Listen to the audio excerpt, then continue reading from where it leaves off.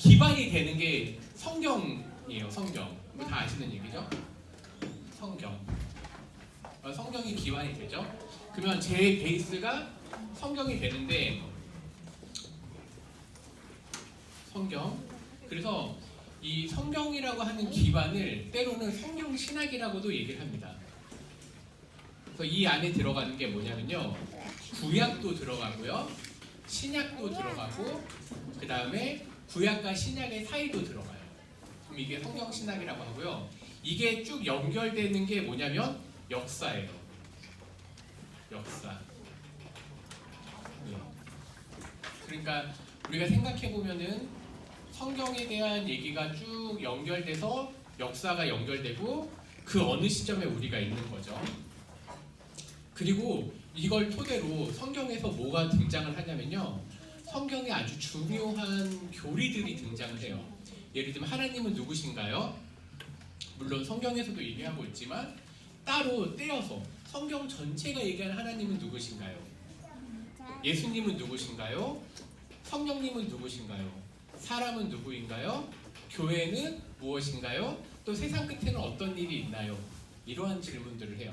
이걸 소위 뭐라고 얘기하면 조직신학이라고 얘기를 해요. 그러니까 대부분 사람들이 질문을 갖는 게 성경에서의 답변을 구하는 것도 있지만 때로는 조직신학처럼 하나님은 어떤 분이시죠? 예수님은 누구시죠? 성령님은 누구시죠? 그 다음에 사람은 누구죠? 또 교회는 어떤 거죠? 라는 질문을 하게 돼요. 구원은 어떻게 받죠? 라고 하죠. 이제 이 조직신학과 역사신학 이 가운데 뭐 교리에 관련된 것이 등장을 합니다. 그리고 이건 또 교리사라고도 우리가 정리를 하기도 하고요. 이제 이 위에 뭐가 들어냐면 뭐 성교라는 게 등장을 하고요. 그 다음에 뭐 실천신학 이런 걸 공부를 해요. 신학교를 가면. 그러니까 이런 이제 전체 흐름을 이해를 해야지 이제 내가 어떻게 접근해야지라고 질문을 하게 돼요. 그런다 뭐 성교, 실천, 교육학 등등. 네, 그래서 이렇게 배우게 됩니다. 오늘 우리가 할 일은요, 요 위에 게 아니라 여기 부분이에요.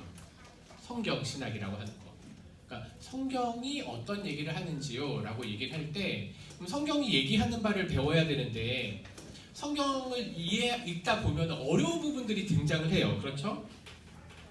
그 어려운 부분들이 어딜까라고 했을 때 어디를 읽을 때 성경이 헷갈리거나 어려우세요?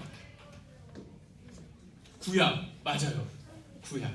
오늘은 그래서 구약 부분을 조금 더 다룰 거예요. 그리고 지리에 관련된 얘기를 조금 더 하겠습니다. 예, 그냥 두셔요. 컴퓨터 안 써도 될 것 같아요. 만약에 정 안 되면요. 두시고요.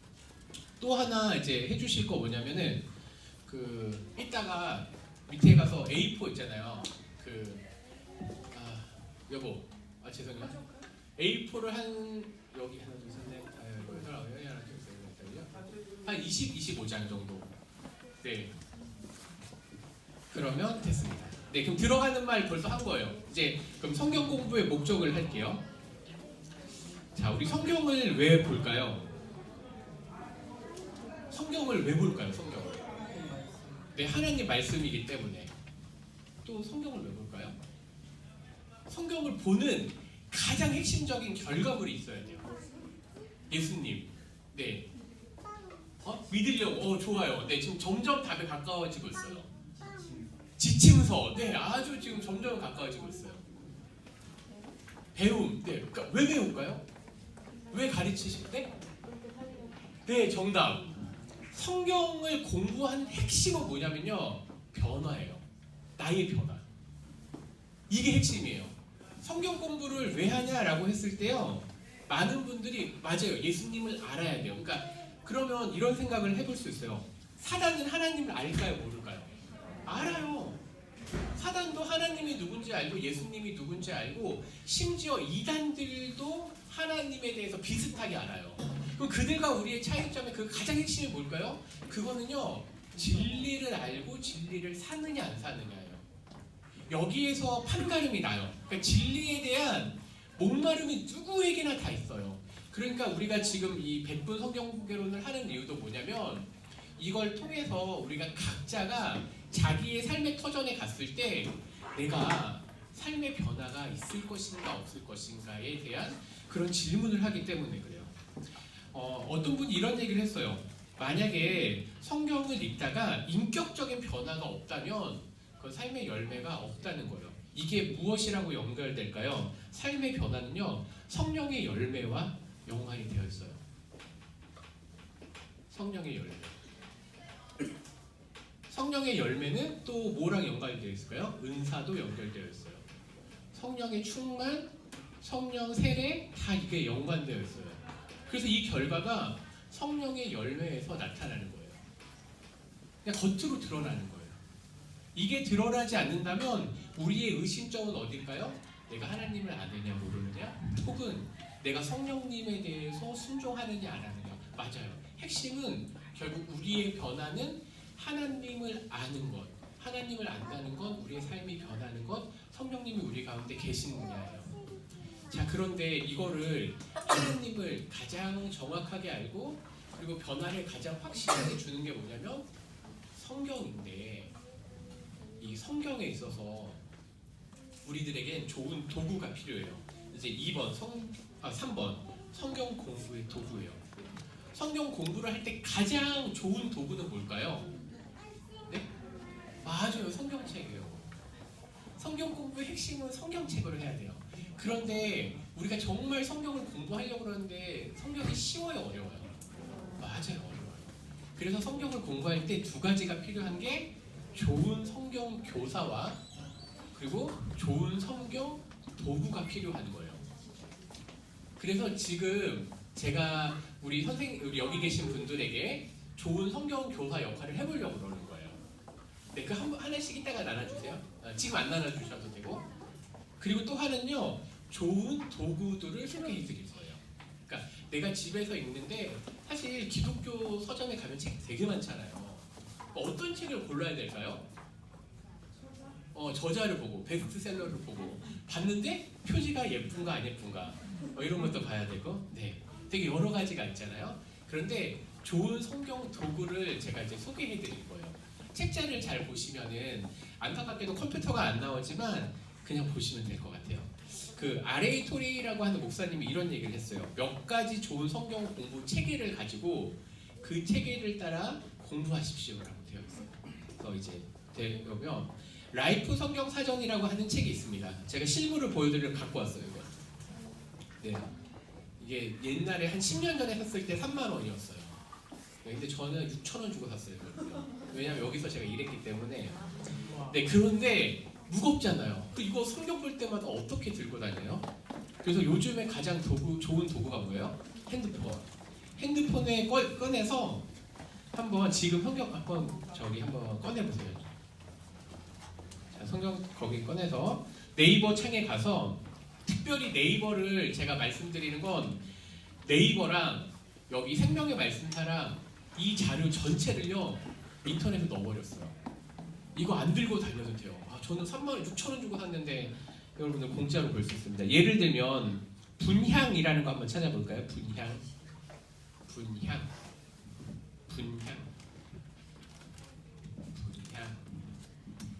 네, 분향이라는 단어 어렵죠? 분향. 자, 그러면 사전이나 여러 가지가 나와 있잖아요. 그 중에 라이프 사전에 연결되어 있는 게 있을 거예요. 라이프 성경 사전에 네이버에 가서 분향. 네, 뭐라고 시작하죠? 혹시 네, 한번 읽어주시겠어요? 분향. 네이버에 가서 분향을 친 다음에 라이프 성경 사전을 보시면 되겠습니다. 네, 제 어려운 거 부탁드린 거 아니죠? 네. 네, 그 분향을 쳐서 들어간 다음에요, 여러 단어가 뜬다면 라이프 성경 사전이 있을 거예요. 안 나와요? 그러면 다시 다른 거 한번 찾아볼까요? 그러면 분봉왕 한번 쳐보세요. 분봉왕. 사전으로 들어가시면 안 되고, 그러니까 분봉왕을 바로 검색하면 돼요. 분봉왕. 그러면 분봉왕 중에 나오죠. 네, 분봉왕을 친 다음에 여기 중에 보면 밑에 라이프 성경 사전이 되어 있는 게 있어요. 제가 그러면 한번 읽어볼게요. 여기 있는 걸요. 왕이나 황제의 허락에서 한 나라의 일정 지역을 다스리는 군주. 똑같이 나오시나요? 네. 그래서 보실 때 사전류는요, 이거를 저는 일부러 보여드리기 위해서 갖고 온 거고, 그래서 이제 만약에 인터넷으로 검색을 해야 된다 성경 사전을, 그러면은 라이프 성경 사전 거를 하는 게 건전해요. 그래서 일부러 이제 인터넷에 여러 자료가 있기 때문에 그 중에 좋은 자료를 검색을 하는 게 쉽지가 않거든요. 그래서 라이프 성경 사전을 보시면 좋을 것 같고, 그 다음에 성경 문화 배경 사전이라고 엄청 두꺼운 게 있어요. 엄청 두꺼운 거. 근데 그건 필요는 없는데 이제 사전류가 어떤 게 있냐, 이런 것들이 있어요. 그러니까 성경을 공부할 때 가장 기초적인 것 중에 하나가 사전을 보는 거예요. 이건 인터넷에는 없어요. 이거는 샘플이라서 이렇고요. 이거 있잖아요. 라이프 성경 사전의 한 2배 정도 되는 거예요. 사전이. 이제 그러니까 그런 걸로 저는 이제 공부를 하는 거죠. 먼저 설교를 준비한다, 성경을 공부한다, 이제 이런 걸로 하는 거고요. 이제 사전류를 보신 다음에 그 다음에 해볼 수 있는 게 뭘까요? 라고 했을 때 지도책을 보는 거예요. 오늘 지명에 관한 걸 얘기할 거예요. 지명. 그래서 지금은 오늘 뭘 배울 거냐라고 했을 때 우리 지명 되게 어렵잖아요. 예루살렘 목사님이 막 설교하면은 도대체 무슨 얘기일까 막, 왜냐면 또 심지어 지도도 잘 안 보여주시고 설명을 하기 때문에 헤브론이 어디 있는지에서 이런 이제 지도책이 있어요. 근데 이것도 보기가 되게 어렵거든요. 그러니까 우리가 지명을 가장 핵심적인 부분만 일부러 보는 거예요. 그러니까 지금은 그냥 마음 편하게 그냥 보시면 돼요. 저런 게 있구나. 그래서 제가 가장 처음에 샀던 지도책은 이런 거예요. 근데 이런 거 샀어요. 5,000원짜리인데 지금 아마 팔지도 않을 거예요. 그러니까 이런 걸 보다가 지도책도 점점 두꺼워졌어요. 그래서 근데 이거를 다 배울 필요가 없고 그 중에 핵심적인 내용을 딱 배우면요, 그 다음부터는 이제 지도가 머리에 딱 들어와요. 이제 이따 그걸까지 배울 거예요. 그렇게 되면 구약의 지도, 신약의 지명 이런 게 있구나. 그걸 배운 다음에 내가 지도를 이런 식으로 읽으면 되겠지라고 되어 있죠. 네, 지도책은요, 여기 이제 제가 써온 글을 한번 볼게요. 지도책은 성경에 나오는 인물들의 움직임과 이동 경로를 머릿속으로 그려보는데 유용하다고 되어 있죠. 네, 여기까지는 좋습니다. 그런 다음에 또 성경을 공부하는 방법 중에 하나가요, 번역본을 비교해 보는 거예요. 네, 그래서 지금 저희 순모임 같은 경우에는 일단 기본적으로 한글 성경, 개역 개정 성경을 보고요, 쉬운 성경을 보고 영어 성경 3가지를 제가 이렇게 정리해 드리거든요. 그래서 번역본을 여러 개 보는 것도 방법이에요. 그리고 그거 외에 이제 조금 더 이제 구체적으로 이제 본문에 대해서 조금 더 깊이 들어간다라고 했을 때 아직 주석을 보기 쉽지는 않으실 거예요. 그래서 어떤 분들은 뭘 보시냐면 설교집이나 이런 걸 보실 때가 있거든요. 근데 설교집보다는 이렇게 주석 성경이라는 게 있어요. 주석 성경이라고 있는데 이 주석 성경을 한번 보세요. 제가 이거를 돌려드릴 테니까요, 그냥 쭉 이런 게 있구나라고 보시면서 보면 될 것 같아요. 네, 한번 사전류랑 제가 넣어드릴게요. 한번 보시면서 이런 게 주석 성경이구나 라고 하면, 왜냐면 주석이라는 게 우리가 잘 와닿지 않거든요. 네, 그래서 그렇게 되어 있고요. 네? 네, 잠시만요.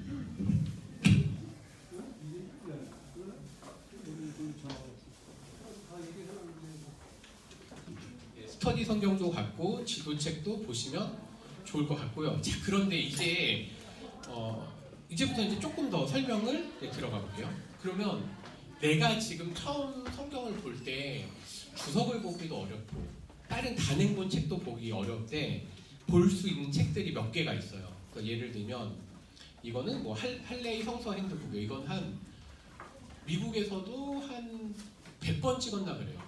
이게 한 몇십 번을 했는데 이제 여기 보면은 그러니까 물어봐요. 목사님 이 구절을 어떻게 해석하죠? 라고 하는 거에는 이런 책을 보는 게 아니에요. 그 주석을 봐야 돼요. 근데 이런 핸드북은 뭐냐면요, 대충 예레미야는 어떤 얘기를 하죠? 그럴 때 보는 책이 이런 핸드북 책이에요. 이것도 보세요 한번. 네. 책 소개를 하는 게 아니라 이런 책이 있구나를 일부러 보는 거예요. 그래서 이걸 보시면은 이런 책도 있구나. 그러면 이런 식의 구성이 되어 있구나 하고, 우리 아이들이 보기에 좋은 책이 요런 거, 이제 성경 생활사 박물관, 예를 들면 그림책인 거예요. 제가 가까이 가서 볼게요. 네, 예를 들면 그림이 그려져 있어요. 노아의 방주 시대 때 어떤 책이나 그림을 그렸을까요? 성경 시대 때는 어떤 집에 살았을까요? 이거 그러니까 이집트 노예 생활을 어떻게 하는지. 제가 원이 집에서 안 보여줘가지고 지금 저만 봐요. 다윗이 골리앗을 죽였을 때 골리앗은 어떻게 했을까? 이제 이런 책들을 볼 때 우리가 보면 대충 어떤 책을 보냐면요, 그냥 재밌는 그림책을 보는데 그러면요 성경하고 조금 다를 때가 있어요. 그래서 그런 것들이 또 있고요. 네. 그다음 이제 한 두세 번만 더 소개를 해드릴게요. 지금 오늘 강의의 핵심은 이런 식으로, 그러니까 이런 식으로 될 거예요. 그러니까 어떻게 되냐면요, 먼저 지명을 중심으로 그러니까 성경 전체를 풀어드릴 거예요. 성경 전체에 대한 그림을 그리는데 처음부터 들어가면 지루하실까봐 지금 제가 이런 얘기 막 하는 거예요. 예를 들면 성경을 시대별로 쭉 이렇게 나누는 거예요. 그래서 나눠서 여기가 아니네, 여기네. 네. 그래서 예를 들면 구약부터 신약이 어떤 순서로 되어 있는지요라고 하는 것들. 그래서 요렇게 배우는 건데 요거를 사실 사서 보면 되게 머리 아파요. 그래서 제가 일부러 이것도 오늘 그 12장에 나눠서 이제 다 둔 거예요. 그러니까 이제 그렇게 보시면 좋을 것 같아요. 네, 끝. 그리고 요거는 제가 이제 강의를 예전에 처음 했을 때 만든 책이에요. 그래서 이제 오늘 이제 한 강의의 초기는 다 여기에 그냥 있었던 내용을 제가 조금 더 업그레이드 하거나 아니면 쉽게 해서, 그래서 아직 주석률을 보는 건 아니지만 이런 책들이 쌓이면 이제 어떤 책을 봐야 되는지 이제 보이실 거예요. 좋습니다. 그럼 3페이지 주석 부분을 읽어드릴게요. 우리가 주석 한 구절 한 구절을 깊이 있게 다루는 거 아니면 성경 전체를 다루는 단권 주석 등이 있는데 볼 때 주의할 게 있어요. 뭐냐면요, 이 주석, 즉 성경을 해석한다라고 했을 때 이거를요 그 학자의 관점으로 읽고 있다는 거예요. 그러니까 다른 말로 얘기하면 실수할 수 있다.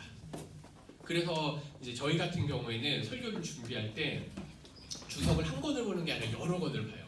또 비교를 하는 거예요. 이게 어떤 게 좀 더 성경적이고 어떤 게 더 설득이 될까라고 되어 있죠. 그 다음에 있는 게 뭐냐면 한 주제를 깊이 있게 다룬 단행본.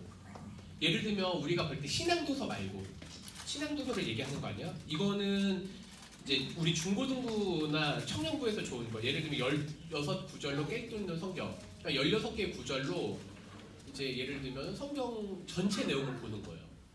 이것도 비슷한 건데 16단어로 깨뚫는 성경. 엄청 쉽죠. 16개로 하니까요. 그럼 이렇게 보면은 뭐 주제가 이거예요. 땅, 우상, 심판, 출애굽, 지혜. 성경 전체에서 뭐라고 얘기하나라는 관점들을 가지게 해요. 이제 여기까지는 소개해요. 자, 그럼 이제부터 본격적으로 들어갑니다. 4번. 성경을 공부를 하는데 어떻게 필기해야 될까요? 이거는 이제 제 성경책이거든요.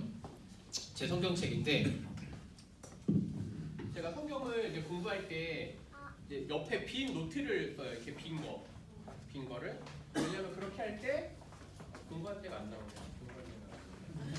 공부 안 할 때 나와요. 자, 이제 보시면 알겠지만 이렇게 필기를 해요.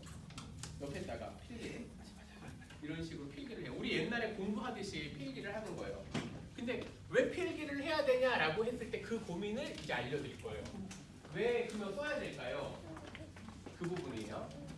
지금 아주 그냥 기본적인 거, 성경 자체는 지금 안 들어갔어요. 성경을 어떤 눈으로 어떻게 접근해야 되는지를 지금 설명하고 있어요.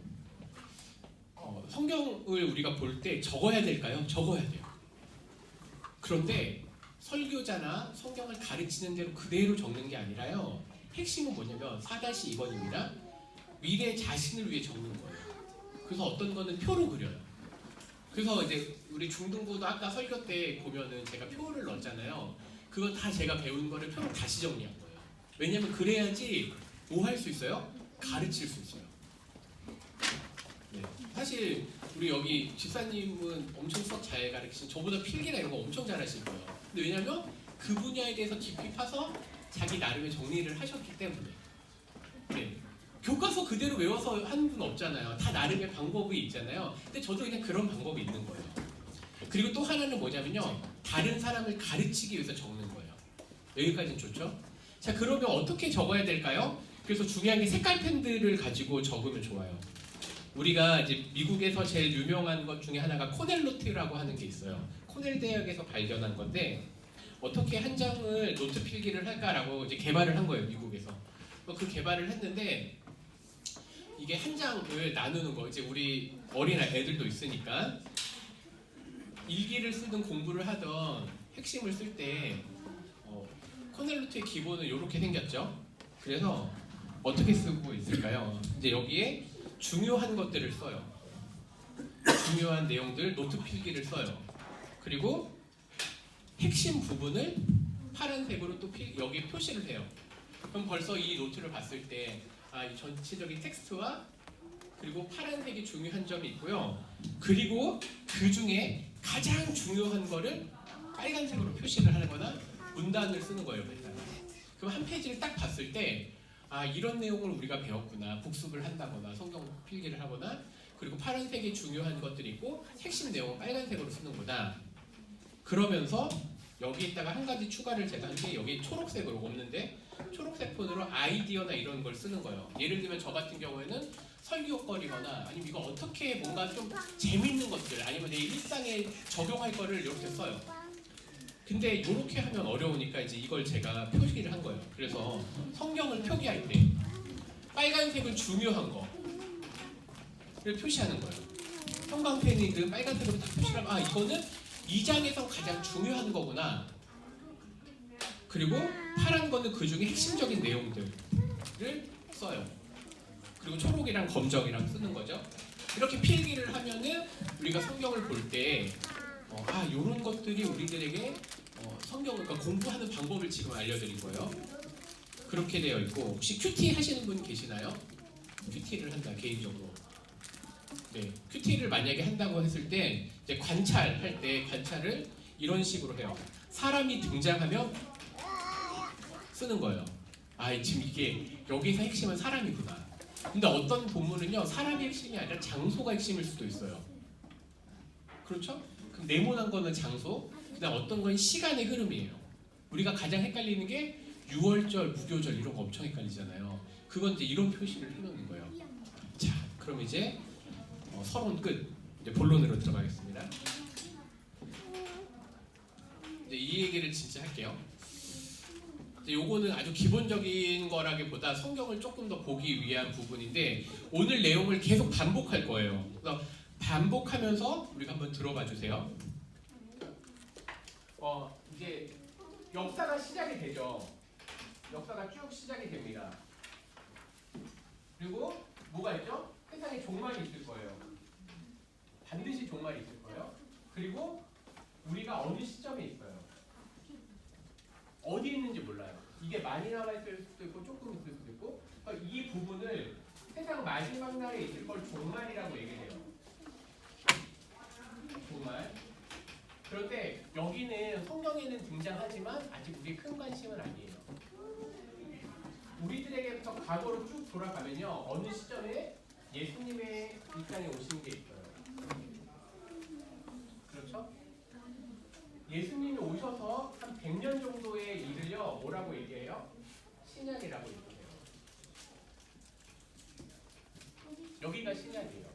그리고 신약 이후에 지금 우리까지 오는 걸 교회사라고 얘기해요. 교회사.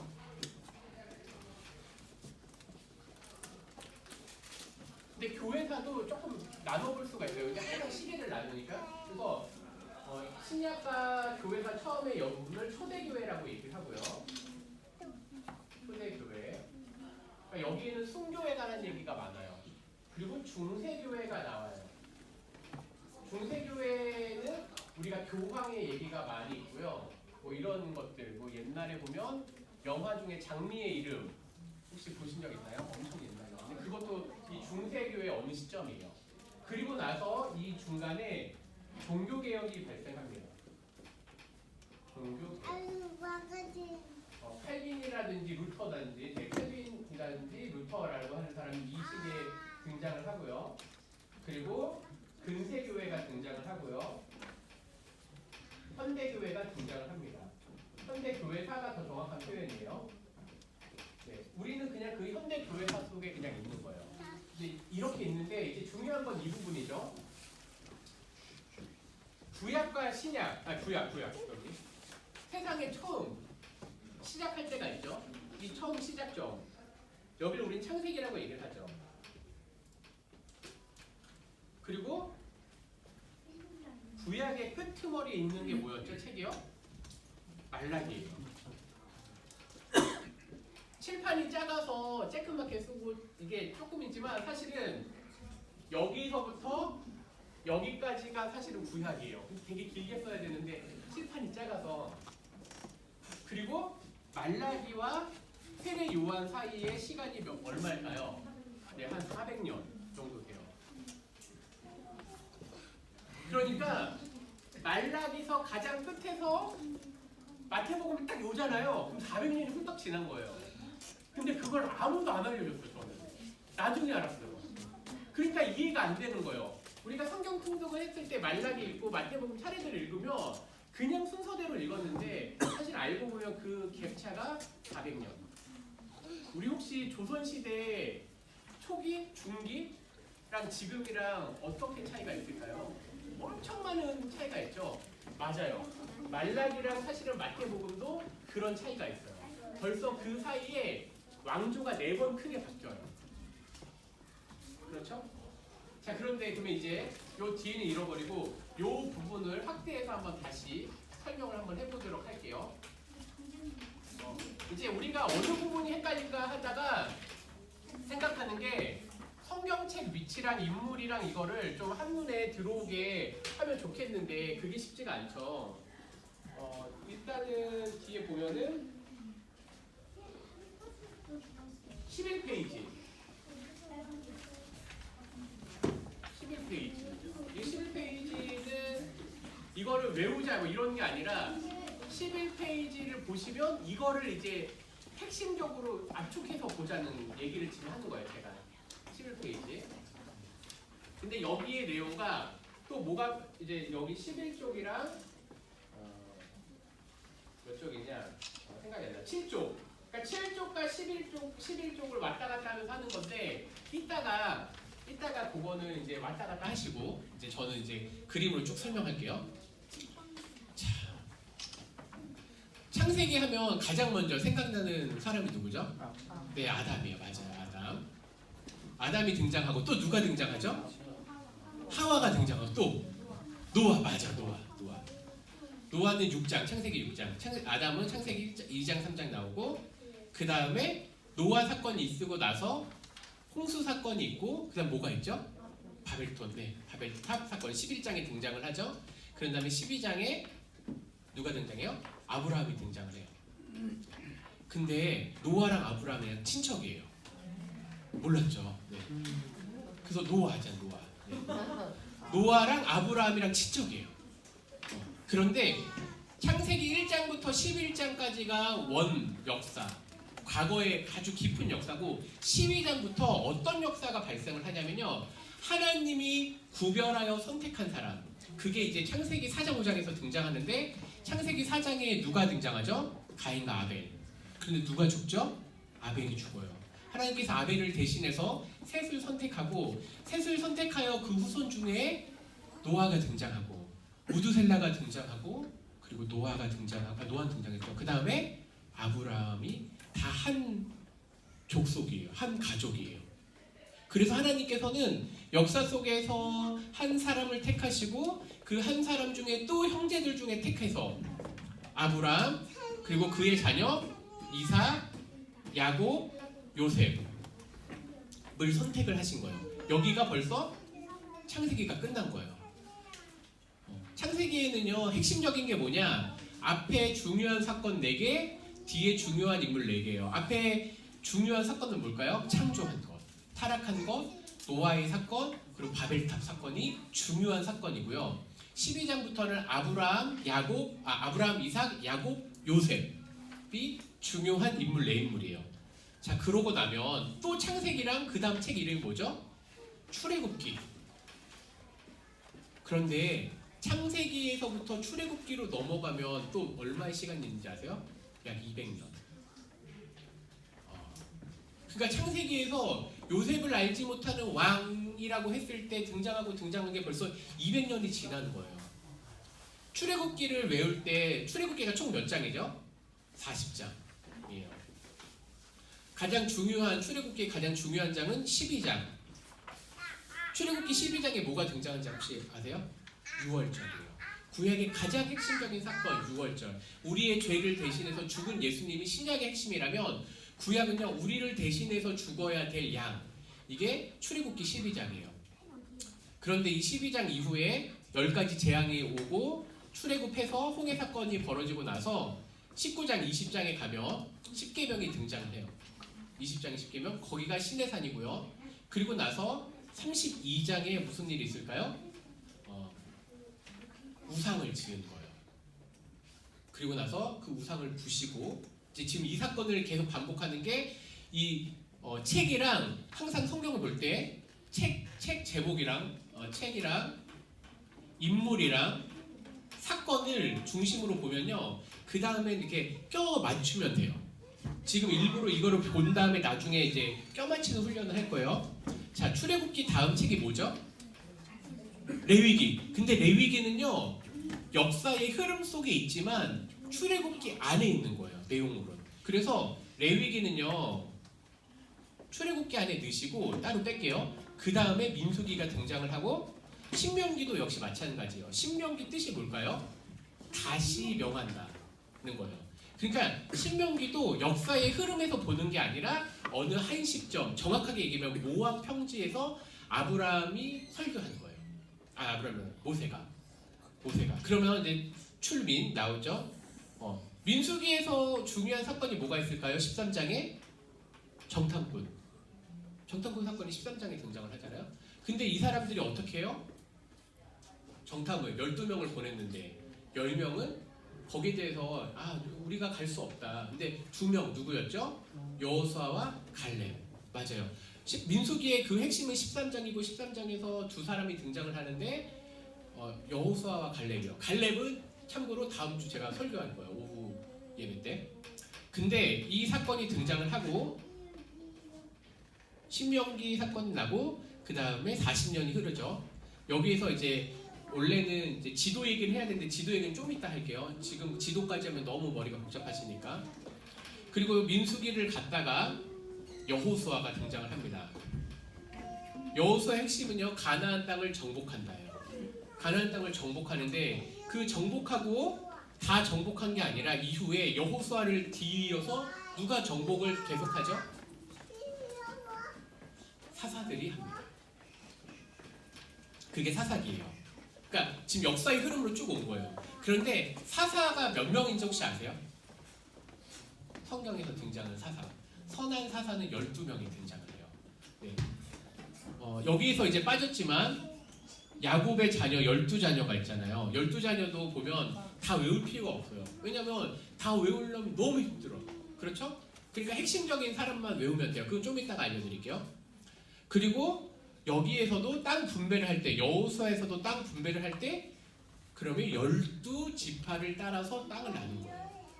그런데 그 12지파가 온전히 순종하지 않으니까 하나님께서 사사를 보내셔서 12사사를 보내셔서 그 지역마다 사사를 세워서 정복을 완성하는데 이때 사사기 안에 붙어있는 얘기가 뭐예요?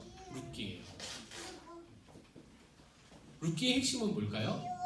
이 악한 시대, 왕이 없는 시대라고 불리는 그 사사시대에 여전히 하나님이 역사하신다가 룻기의 핵심이에요. 근데 그 룻이 왜 중요할까요? 룻의 자녀에서 누가 나오죠? 다윗이 나와요. 맞아요. 예수님이 나오고요. 그러니까 이 사사기로 넘어가면 사무엘서가 등장을 합니다. 사무엘상한데 사무엘상의 핵심은요 사무엘이고요. 그 다음에 또 누가 등장해요? 사울. 이게 사무엘상이에요. 사무엘상의 핵심은 사무엘과 사울이고요. 사무엘하의 핵심은 누굴까요? 다윗. 사무엘하 11장 다윗이 밧세바를 범한 사건. 그래서 역사에서는요 어떻게 등장하냐면요 다윗이 점점 승해요. 다윗 그 다음에 밧세바를 범한 다음에 다윗의 가족이 몰락을 해요. 그리고 나서 사무엘서를 등장해서 나오는 게 열왕기예요. 열왕기에서 첫사람은 솔로몬. 그렇죠? 이제 다시 지울게요. 지우고 이제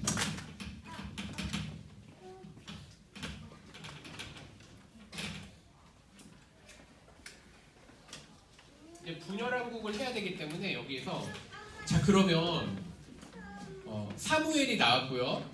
그 다음에 사울이 등장을 했죠. 다윗이 등장을 했습니다. 그리고 그의 아들 솔로몬이 등장을 했어요. 그런데 그때 어떤 일이 발생을 하죠? 나라가 분열돼요. 북이스라엘과 남유다로 분열을 합니다.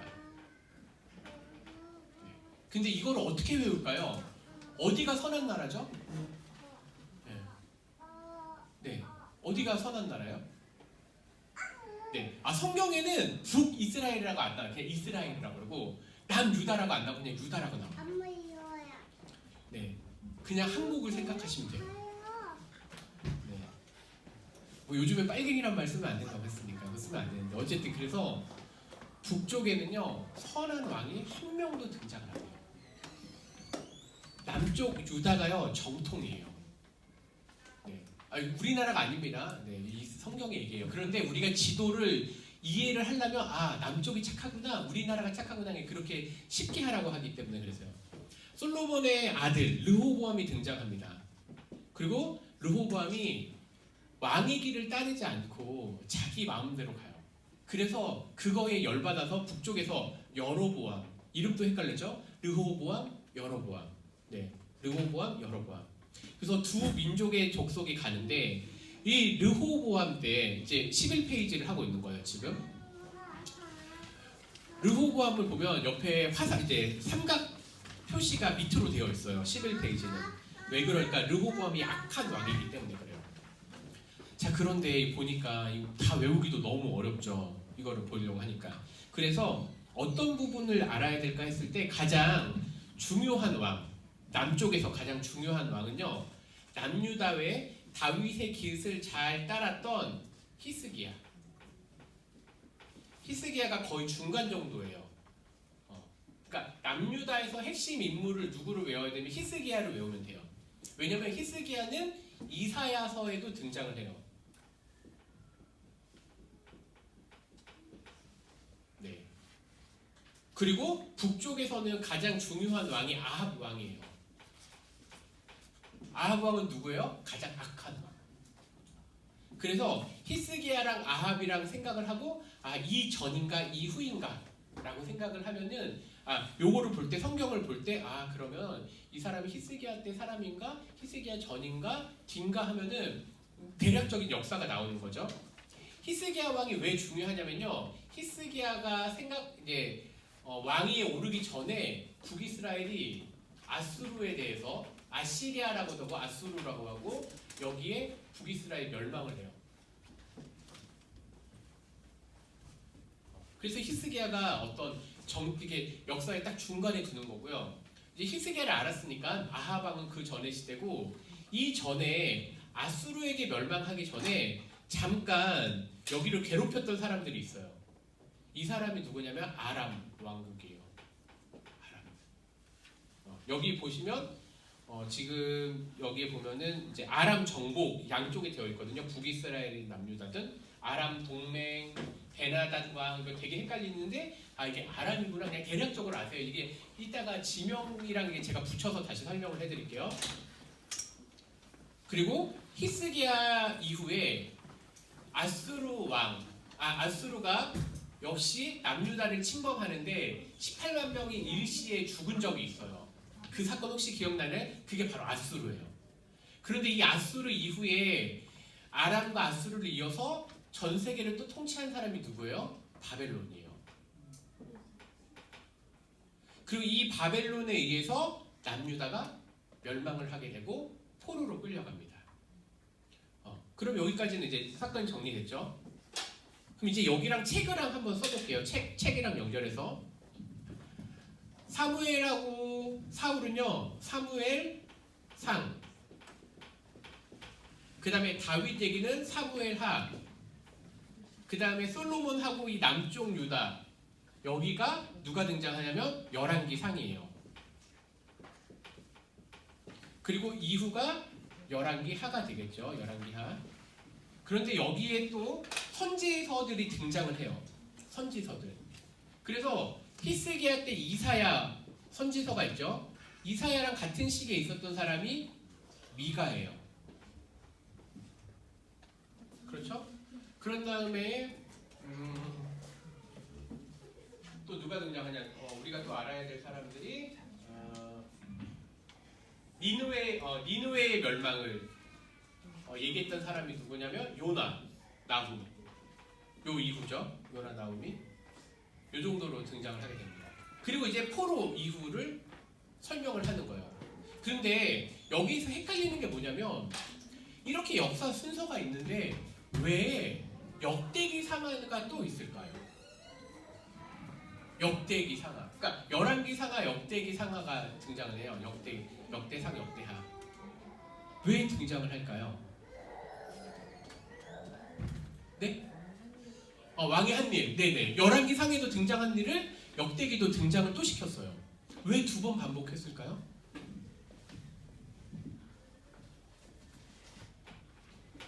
왜냐면 역대기의 가장 마지막 장하고요.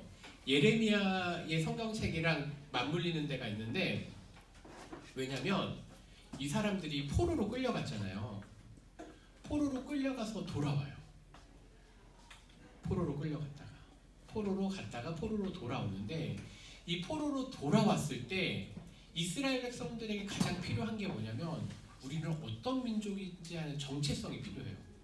근데 그 정체성을 보여준 게 누구냐면 역대기예요. 그래서 역대기는요 누구로부터 시작하는지 혹시 아시나요?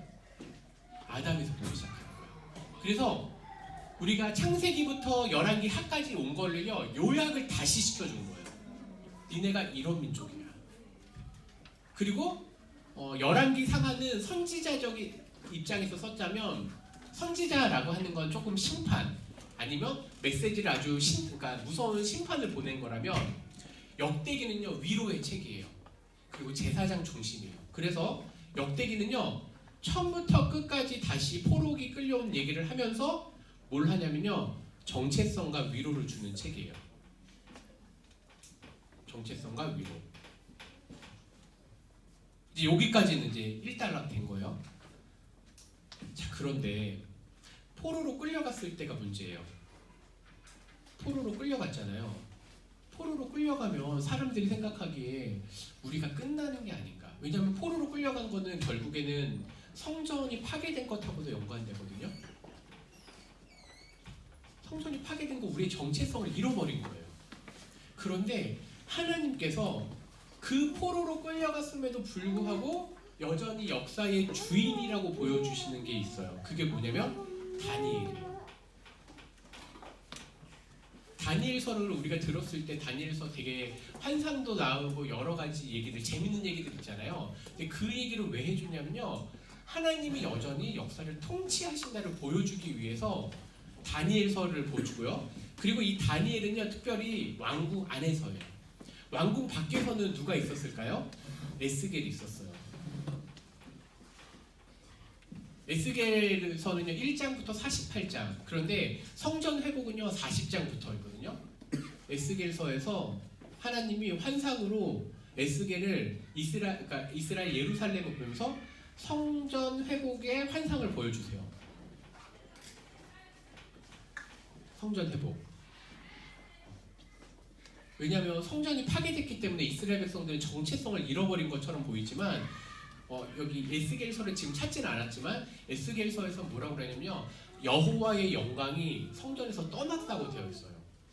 근데 그 떠난 영광이 에스겔서에서 다시 돌아오게 됩니다.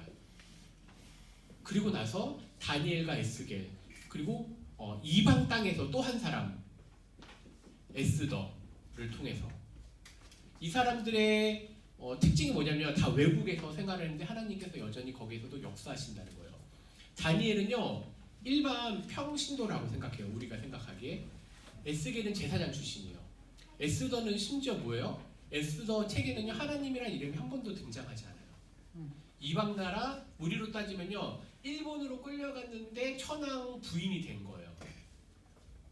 그런데 거기서도 역시 뭐예요? 하나님이 역사를 통치하고 계신다는 걸 보여준 책이 엑소더예요.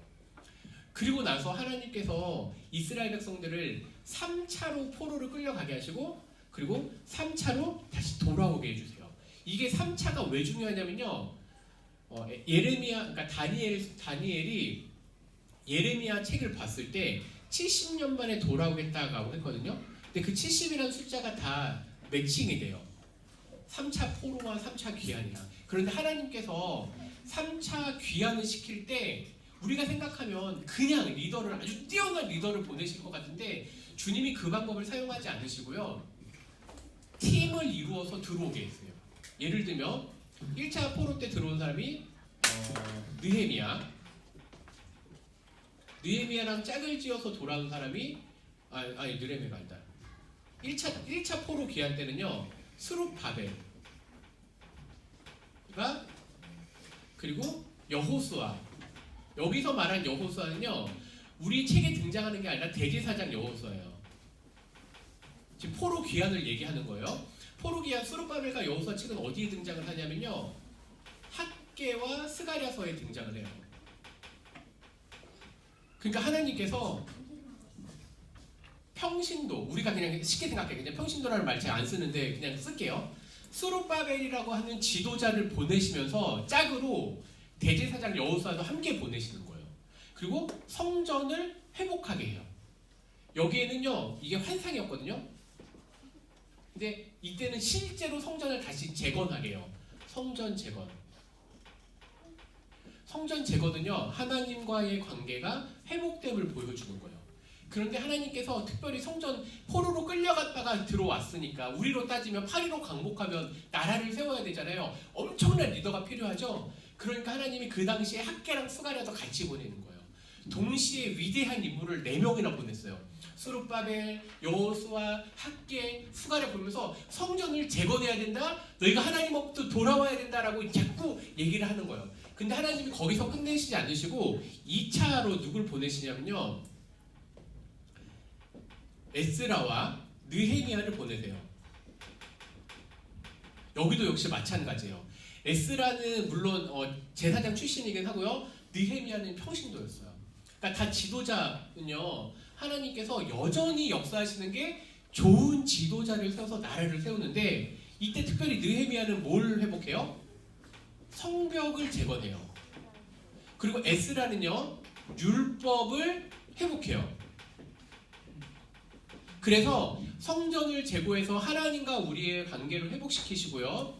느헤미야를 통해서 성벽을 재건을 통해서 하나님 나라가 회복되는 걸 보여주는 거예요. 왜냐하면 예루살렘이 성벽이 무너졌기 때문에 누구나 다 올 수 있을 거거든요. 근데 하나님이 성벽을 재건을 통해서 내가 여전히 너희 이스라엘의 왕임을 보여주시면서 내가 너희를 지키고 있다. 그리고 내가 하나님 나라를 내가 이끌어 가고 있다는 걸 보여주는 게 느헤미야고 그 다음에 에스라를 보내서 율법을 회복시켜요.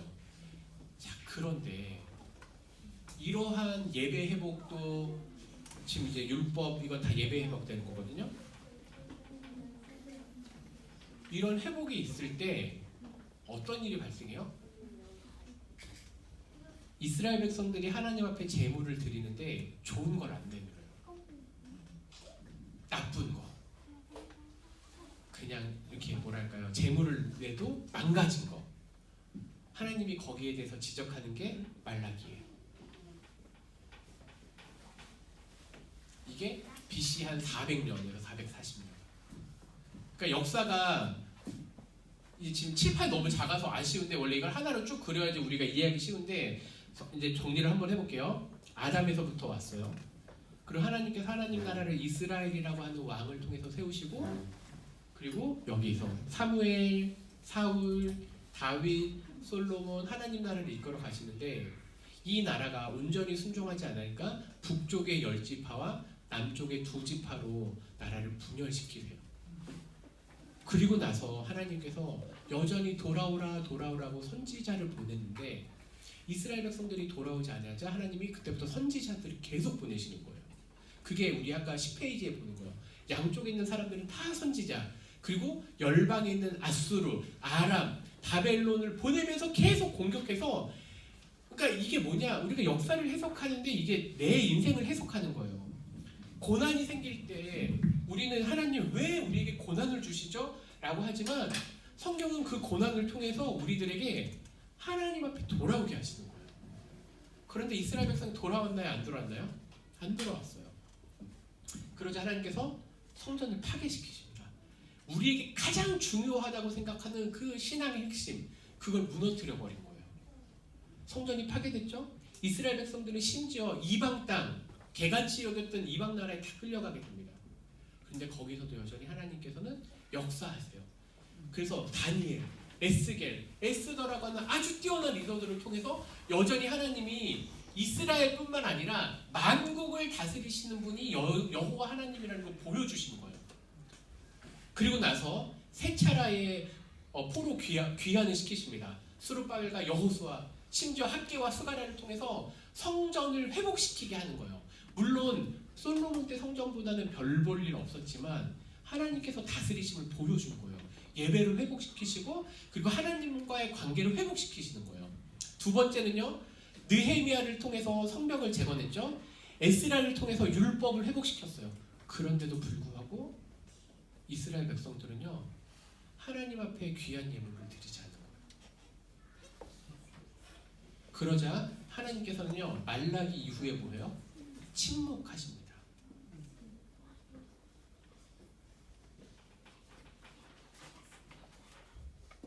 400년이라는 시간이 흘렀죠. 여기에서 우리가 배우지는 않지만, 성경에는 등장하지 않지만 이후에 나라가 무엇이 등장을 할까요? 하나님께서 그걸 미리 보여주신 게 다니엘서의 환상이에요. 그래서 하나님께서는 어떠한 형상을 보게 하죠? 금 머리를 갖고 있고 은, 동, 그런 다음에 철로 되어 있는 발을 갖게 해서 나라를 보이시는데 어떤 나라를 했죠? 바벨론, 느부갓네살이 있는 바벨론, 그런 다음에 메데 바사. 메데 바사는요, 바사는 페르시아를 얘기하는 거예요. 그런 다음에 그리스, 그리고 로마. 이렇게 다니엘서에서 보여주신 거예요. 그리고 나서 그 다니엘서 2장에 등장했던 그 이상 흉물한 신상이 무너집니다. 근데 그걸 무너뜨리는 게 뭐냐면 손으로 들지 아니하고 손으로 던지지 아니한 그 돌이 날아와서 이걸 무너뜨리거든요. 바로 하나님의 나라가 어떻게 역사하실 걸 보여주는데 그게 바로 예수님의 등장이에요. 다니엘서는 예수님이라는 이름이 직접적으로 등장하지 않지만 그 손으로 떼지 않은 그 돌이 어디선가 날아서 무너뜨리는데 그게 다니엘서 7장에 등장한 인자라는 개념이에요. 다니엘서 7장에 등장하는 인자라는 건요, 요한복음에 예수님께서 자신을 인자라 칭하시죠. 그것하고 연관이 되어 있는 거예요. 그리고 나서 신약이 시작됩니다. 신약의 시작점에 있어서 가장 중요한 인물로 세례 요한의 시작이죠. 그리고 예수님이 오십니다. 세례 요한하고 예수님은 친척. 생일은 6개월 차. 네, 이거는 6개월 차예요. 왜냐면은 임신을 먼저 했기 때문에 이쪽에. 네. 세례 요한의 엄마가. 그리고 예수님에 의해서 12제자가 세워지죠. 그리고 그 12제자 중에 또 플러스 A가 있는데 이 사람이 누구냐면 바울이에요. 하나님께서 바울을 선택하셔서 바울을 통해서 복음이 전파되게 하는데 전도 여행을 통해서 바울을 통해서 쭉 복음이 전파되게 하죠. 그 12제자의 핵심 인물로 베드로가 있고요. 그리고 나서 요한계시록에 하는 성경으로 마무리가 됩니다. 네. 자, 그러면 이제 나눠드린 프린트물을 보면서 이제 정리를 해드릴게요. 네. 우리 한 3분만 쉬었다 할까요? 네. 네, 감사합니다. 네. 네, 다들 너무 좋으시는 것 같아서. 네. 감사합니다. 네. 네, 물도 드시고 간식도 드시고 하셔요.